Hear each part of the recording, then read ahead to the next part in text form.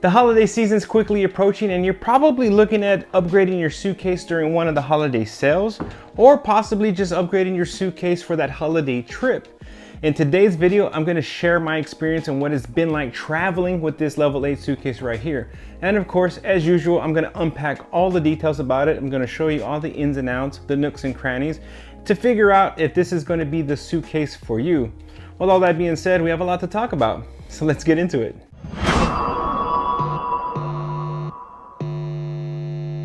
What's up, friends? I'm John and this is Unpack'D. If you're new here, welcome. I am glad to have you.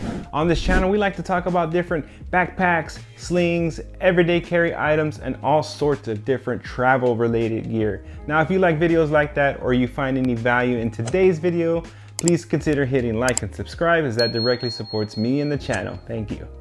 So today we're talking all about the Level 8 Luminous textured luggage carry-on suitcase. This one right here is the 20-inch model. And if you're not familiar with Level 8, they're a luggage company that kind of caters to all sorts of different travelers. They have more premium, higher end, all aluminum luggage, and of course more affordable polycarbonate luggage like I have for you right here. So jumping right into the aesthetics of this luggage, one of the things that really shines out and sticks out about Level 8 is the variety of colors. And this luminous textured line is no exception. It's available in several different colors. What I have for you right here is this beautiful navy blue with a black trim. And like the name suggests, textured luggage, it has this fine diamond pattern all over throughout the polycarbonate of this suitcase. You can't really see it from afar, but when you get up close to it, you can really see it. And if you run your nail across it, you can definitely hear that that texture is, baked into the entirety of the luggage. So I'm gonna go ahead and throw the tech specs for you up on the screen there. Please feel free to give that a pause if you wanna get a better look at any of those numbers. Now, like I mentioned, this is the 20-inch carry-on. This line is actually available in 4 different sizes, at 18, a 20, a 24, and the larger check-in at 28.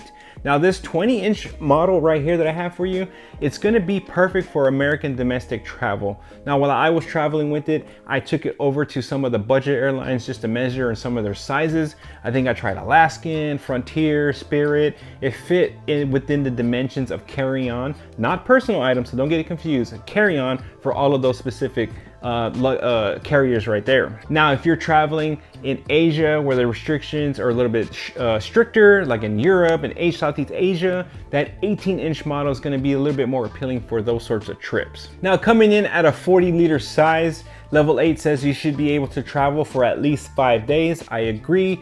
I travel for about a week in a 35-liter backpack, so a 40-liter luggage here should easily be 5 to 7 days, no problem for most travelers. So this does have a listed weight of 7.7 pounds. So now it's not going to be the lightest luggage on the market, but also not the heaviest, and that's one of the advantages of polycarbonate, that it's supposed to be a little bit more lightweight than some traditional luggage. So I'm coming in at 8 pounds even on my luggage scale there. So 7.7, 8 pounds, pretty close, pretty spot on.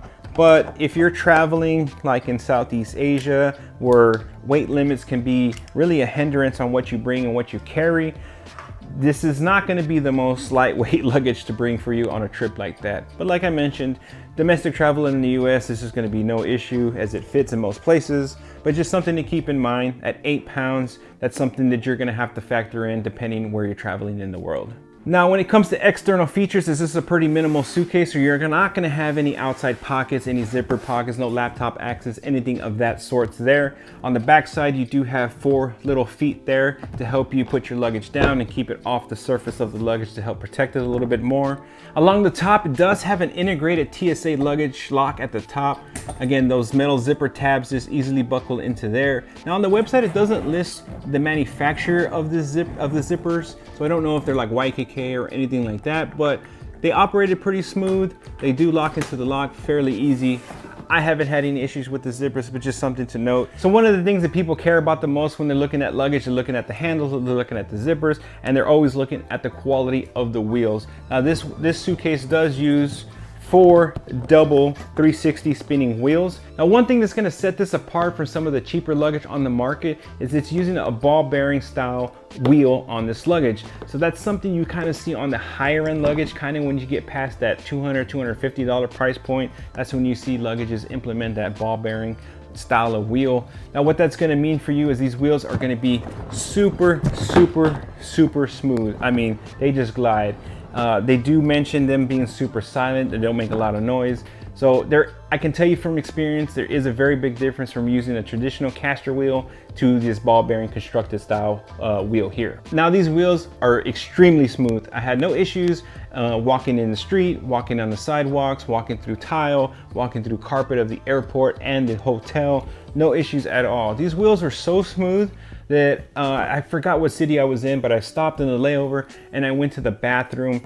I put my luggage next to my leg, and as I'm standing at the urinal and I look back and I just see my luggage kind of going away, and it had gotten to the point where I'm at the urinal, I couldn't reach for it, but luckily there was another traveler who saw my luggage just slowly drifting away from me. He grabbed it for me and brought it back to me, but kind of embarrassing. My luggage is slowly rolling away from me. So something to keep a note of, that these wheels are super smooth. So if you're on a slant and you let go, this thing is going. There's nothing for keeping it. There's no brakes, no locks or anything on these wheels. So these super smooth, they're gonna go. Now also at the top of this suitcase, you have one carry grabber handle at the top, and you also have another carry grab handle here on the side. Now the cool thing about these carry grab handles is they're self-retracting, so when you let go, they remain nice and flush. They kind of have like a springy bungee cord effect in there. So like again, when you let go, they maintain that sleek, flush look to kind of keep the overall luggage really good looking. Now another thing that people really look at is the telescoping handle here.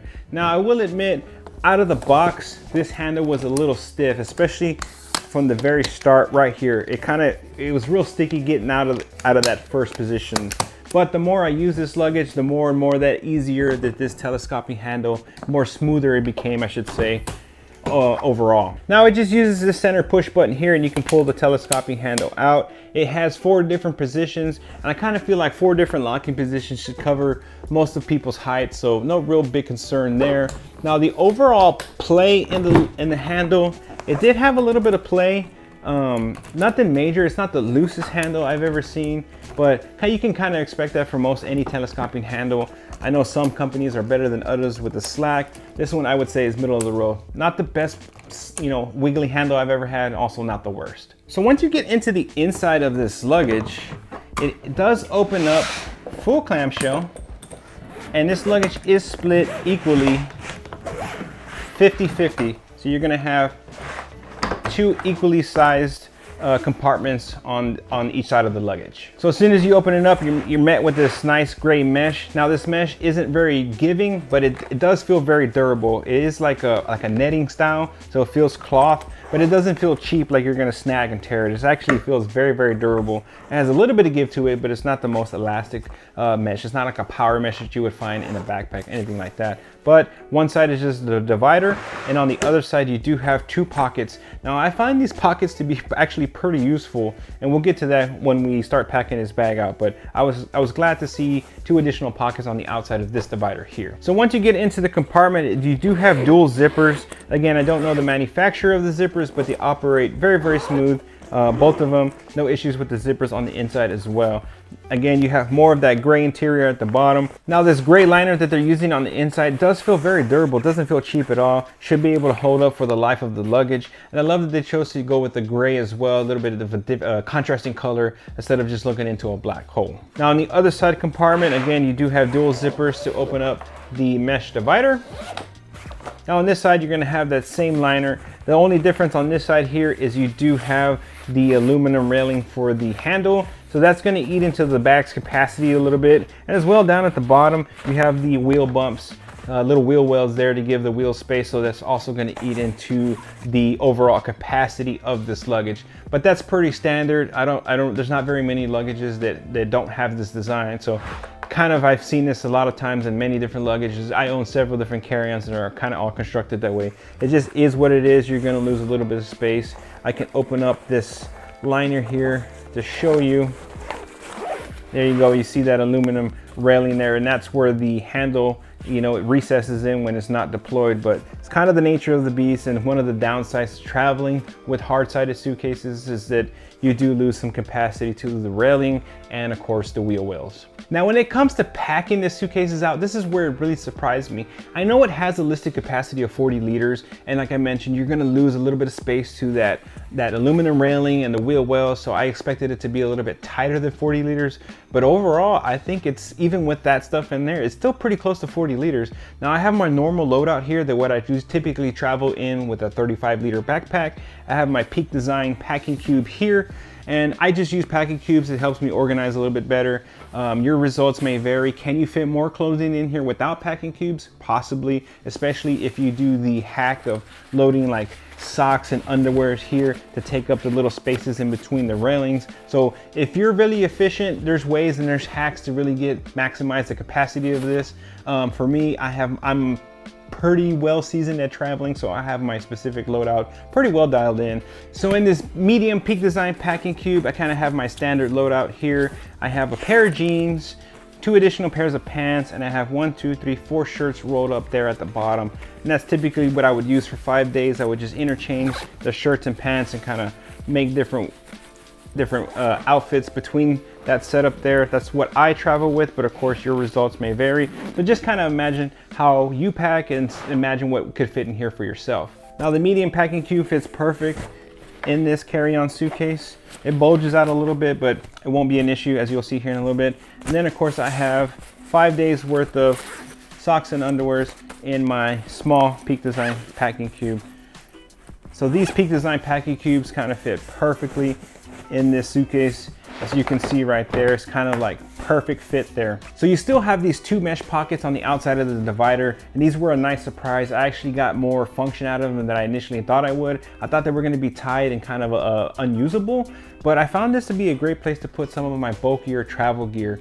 So when I travel with the laptop, I usually don't use it at the airport or layovers, kind of just when I get to my accommodation. So I don't need to carry the big brick, the charging cables, other bricks, other data cables and stuff like that in my backpack or in my sling that I'm having with me at my seat. I can put it away in my carry-on luggage because I don't need access to it. So surprisingly, this mesh has a pretty good amount of give, so you can easily put your larger bricks. I have my Anker 3-in-1 UFO charger. Again, this is something I use once I get to my accommodation, not something I use at the airport, but even though it's pretty compact, it's still pretty bulky, and it just saves room in my sling or in my backpack that I have with me at my seat. So we can load this up in the mesh pockets here. The UFO goes in there, the brick, another charging brick, and at the bottom I can put my Thunderbolt 5 cable and my other cables, and you still have room for so many different accessories. Even though it bulges out a little bit, it's still going to be fine. You'll see here in just a bit, but a great place to relieve yourself of items from your backpack or your sling that you don't necessarily need with you on the plane. Now moving over to the other side of the luggage, this is where it gets a little bit trickier because you have less room because of that railing. Now I'm pretty efficient at packing, at least I think so, so I don't really have to fight for that space. So I'm actually, in this particular setup, when I travel with it, I took a total of 8 flights. I actually brought my larger toiletry kit here. This is the Gravel Plus, so this is pretty big. This is, I will admit, a lot bigger than what most people travel with, but that's one thing where I don't really want to give up anything. I'd rather take the bulk in the space because the stuff I bring with me I really honestly need. But I can bring my bigger toiletry kit there. Let's put that on this side here. And here I have my shoe pouch, also from Peak Design. These are size 11 men's trainers. So if you want to do some outdoor activities, bring an extra pair of shoes, maybe a pair of dress shoes for a night out on the town. They fit easily down at the bottom. And you can see I still have this giant square space here. So again, let's say you want to do some outdoor activities. So a pair of gym shorts, a gym shirt, and even a light jacket in case it gets a little chilly at night.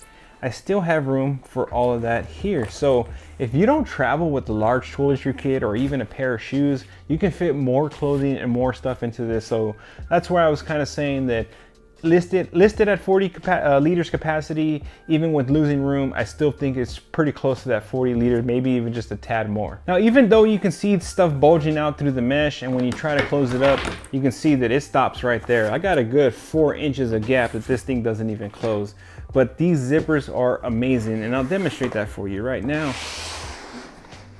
with one hand on the top, one hand around the zipper, no problem going all the way around and closing up this luggage. Like the zippers don't even hang up. It closed that gap without issue. And now the luggage looks, I mean, just really nice, really tight. Doesn't look like it's bulging, doesn't look like it's overpacked at all. Just really great. These zippers, like again, I don't know the brand, but they're pretty awesome. We can line them up right at the top to the TSA lock and get those locked in.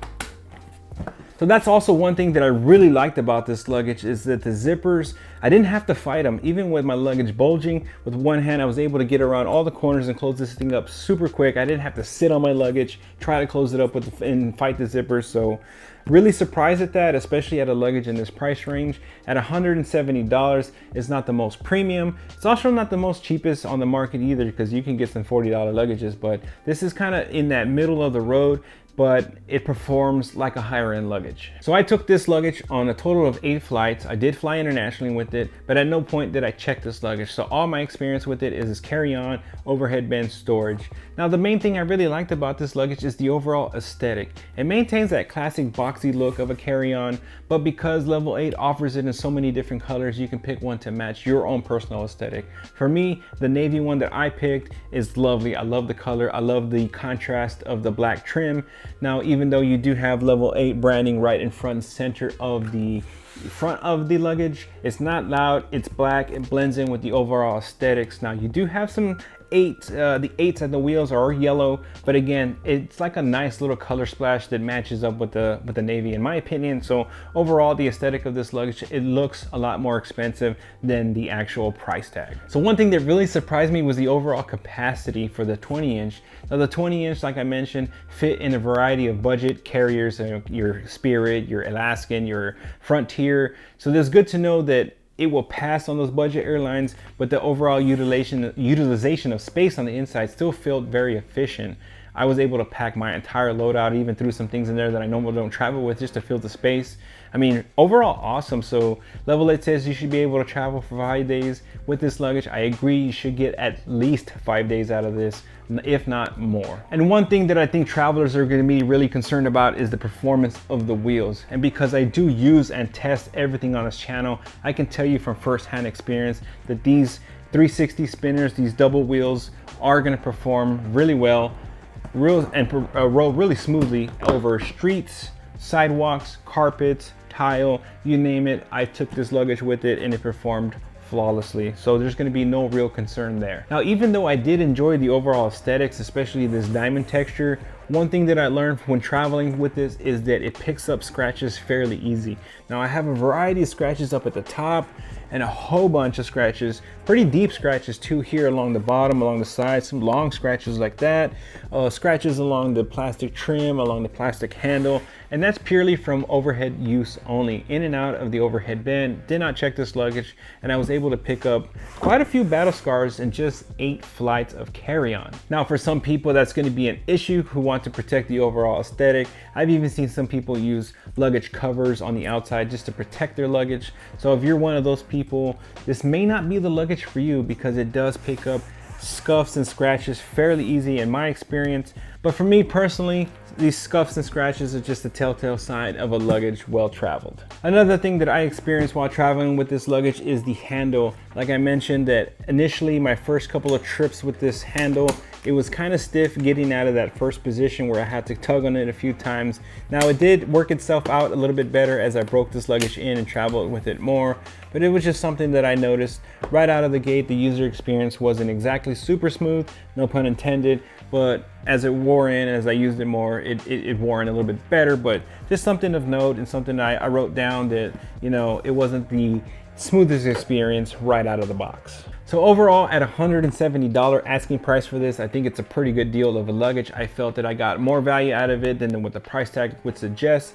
And I mean, what I mean by that is like having some premium features on this luggage that you would see on higher end luggage and not so much luggage in this range, like the bearings in the wheels, the 4 different adjustable heights on the handle here. Because sometimes when you get to that mid tier, and especially in the lower tier, you get like just 2 different size adjustable handles. So having beautiful there. And again, like just like some features that you might not see at this price range, but I'm glad that they're here, and it makes it feel like it's a little bit more value than what the price tag suggests. But I know Level 8, since it being available on Amazon, has lots of customers. So I would love to know, if you own a Level 8 suitcase, let me know your thoughts about the brand overall, especially if you own this particular one. I would love to know your experience.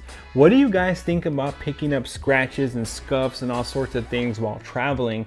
At this price range, me personally, it doesn't bug me. Again, it's just it tells a tale of a bag well traveled, but I know some people like to keep their bags pristine.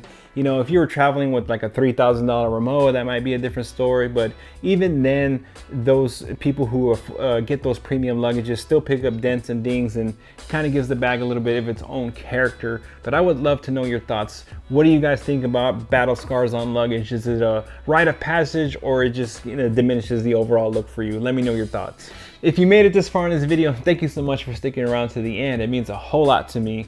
If you have any suggestions for different types of luggage or different types of travel gear that you would also like to see reviewed on the channel, drop them down below. I'm always looking to bring on some different gear and kind of get a feel for what people want to see on the channel. So again, thank you for being here, and I can't wait to see you on my next one.